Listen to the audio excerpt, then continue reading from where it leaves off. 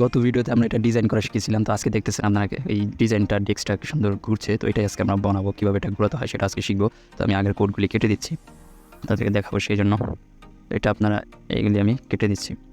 এটা করার জন্য আপনি প্রথমেই @ সাইন কি ফ্রেমস যে জিনিসটা আছে ওটা নিয়ে নেবেন। কি ফ্রেমস এটা নাম দেবেন, যে কোনো আমি অ্যানিমে দিচ্ছি। তো আপনি এখানে আপনারা 100% রোটেট, আরও টি রোটেট কত ডিগ্রি, 360 ডিগ্রি রোটেট। তারপরে আপনারা এই অ্যানিমেটা আপনারা এখানে এটাকে কল করবেন। কল করার জন্য আপনি এখানে অ্যানিমেশন নেবেন, অ্যানিমেশন নিয়ে অ্যানিমেশনটা হচ্ছে আপনার অ্যানাইম। তারপর কত সেকেন্ডের জন্য হবে, 2 সেকেন্ড। এখানে আপনারা যা খুশি দিতে পারেন। তারপর এটা হচ্ছে আপনার 2 সেকেন্ড লিনিয়ার এবং ইনফিনিট, মানে চলতেই থাকবে। এটা যদি দেন তাহলে দেখবেন আপনার সার্কেলটা সুন্দরভাবে ঘোরা শুরু করে দিয়েছে। এখন যদি আমি আরেকটু সুন্দর করতে চাই, একটা বর্ডার দিই, বর্ডার দিই 1 পিক্সেল সলিড ব্ল্যাক একটা বর্ডার যদি দিই তাহলে জিনিসটা সুন্দর লাগে।